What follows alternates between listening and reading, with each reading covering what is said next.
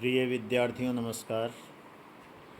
मैं डॉक्टर धनंजय कुमार सिंह, सह आचार्य बाबू शोभाराम राजकीय कला महाविद्यालय अलवर। आज हम लोग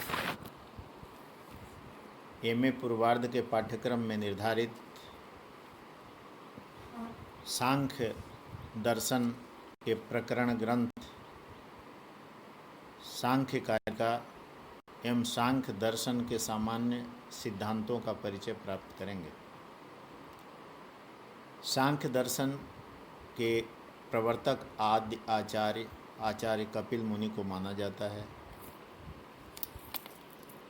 उन्होंने सांख्य सूत्र की रचना की थी और उसमें सांख्य दर्शन के सिद्धांतों का प्रतिपादन किया था। उन्हीं के सिद्धांतों का आश्रय करके आचार्य ईश्वर कृष्ण ने कारिका के रूप में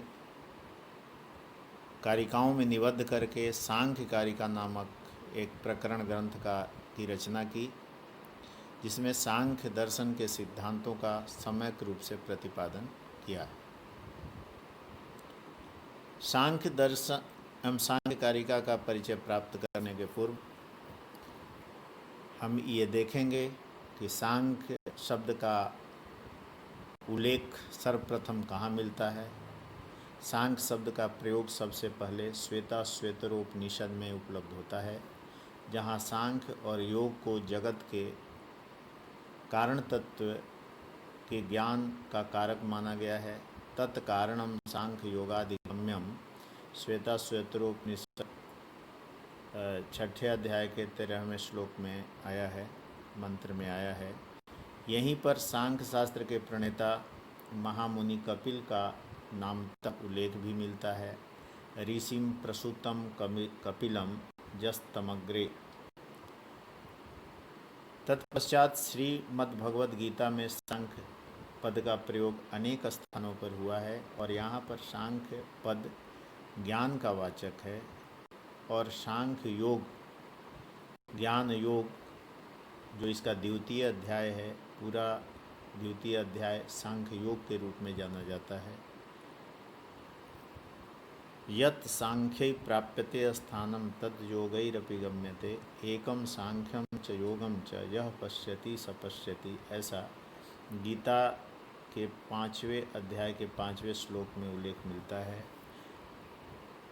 सांख्य योगो पृथक बाला प्रवदन्ति न पंडिताः एकम अपि आस्थितः सम्यक उभयो विन्दते फलम। ये गीता के 5वें अध्याय के 4th श्लोक में भी ये सांख्य और योग को एक ही बताया गया है और सांख्य पद का यहाँ भी उल्लेख मिलता है। सांख्य पद के व्युत्पत्ति एवं प्रवृत्ति लभ्य अर्थ क्या हैं, इस पर भी हम थोड़ी चर्चा कर लें। सम उपसर्ग पूर्वक ख्या प्रकथने धातु से अंग प्रत्यय और ट्याप से युक्त होकर संख्या पद बनता है, जिसका अर्थ होता है गणना। उसी संख्या शब्द से तत्सेदम से तदित अण प्रत्यय होकर सांख्य पद व्युत्पन्न हुआ है, जिसका शाब्दिक अर्थ है गणना से संबंधित या गणना से जानने योग्य। इस शास्त्र को सांख्य इसलिए भी कहते हैं कि यह प्रकृति के 24 तत्वों का निरूपण कर उनकी ठीक ठीक संख्या का निर्धारण करता है।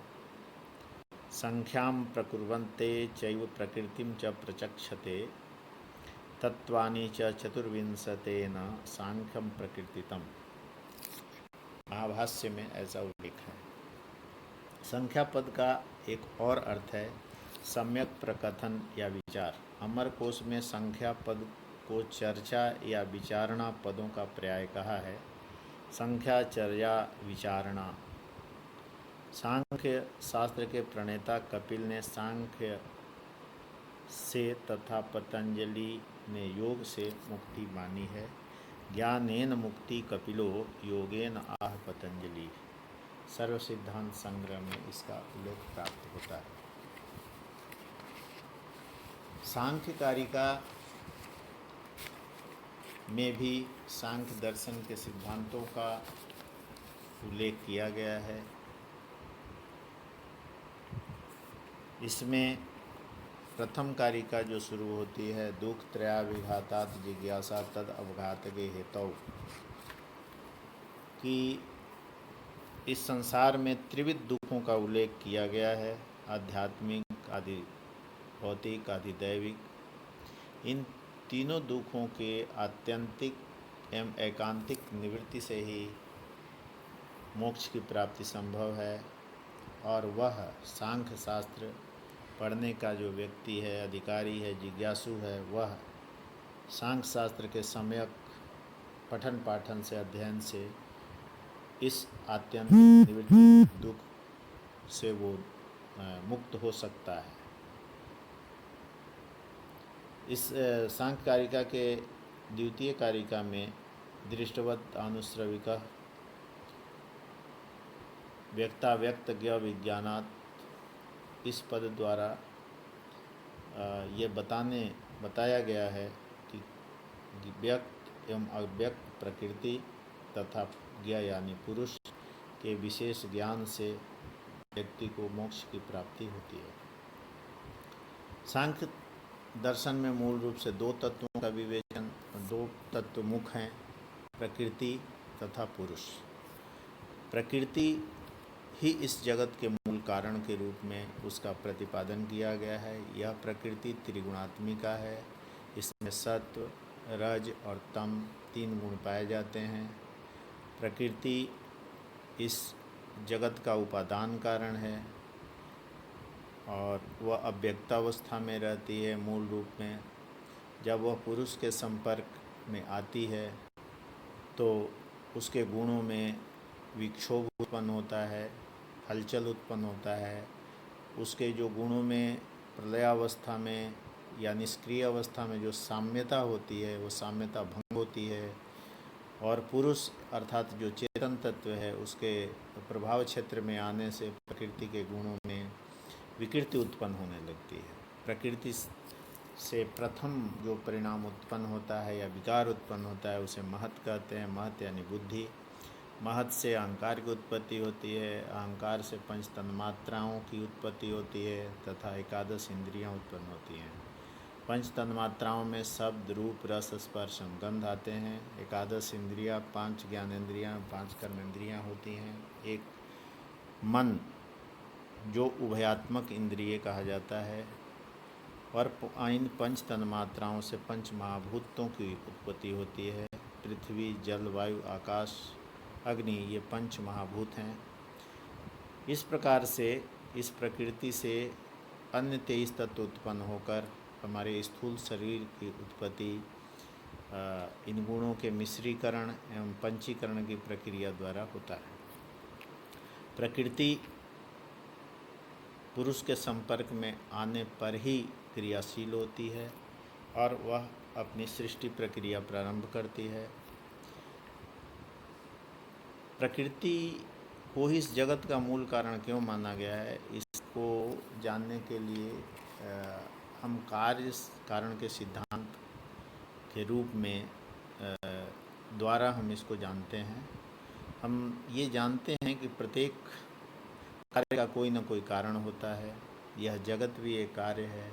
इस जगत का कोई न कोई कारण होना चाहिए, वह कारण प्रकृति है। यह जगत त्रिगुणात्मिका है, इसलिए इस जो कार्य के गुण हैं वो कारण में होते हैं। तो कार्य के गुणों के आधार पर कार्य त्रिगुणात्मक हैं। सत्व, रज एवं तम 3 गुण पाए जाते हैं। तो इसका जो मूल कारण है उसमें भी ये तीनों गुण होने चाहिए। इस आधार पे कार्य से हम कारण की ओर जब चलते हैं तो हम सूक्ष्म एक ऐसे कारण पे पहुंचते हैं जिसका कोई कारण नहीं होता। वह सबका कारण है लेकिन उसका कोई कारण नहीं होता। उस कारण का नाम मूल प्रकृति है, अविकृत प्रकृति है। और उससे ही सृष्टि की उत्पत्ति होती है। प्रलयावस्था में ये तीनों गुण फिर मूल प्रकृति में ही समाहित हो जाते हैं। जैसे ये प्रक्रिया उल्टी हो जाती है, पंच महाभूत पंच तन्मात्राओं में चले जाते हैं और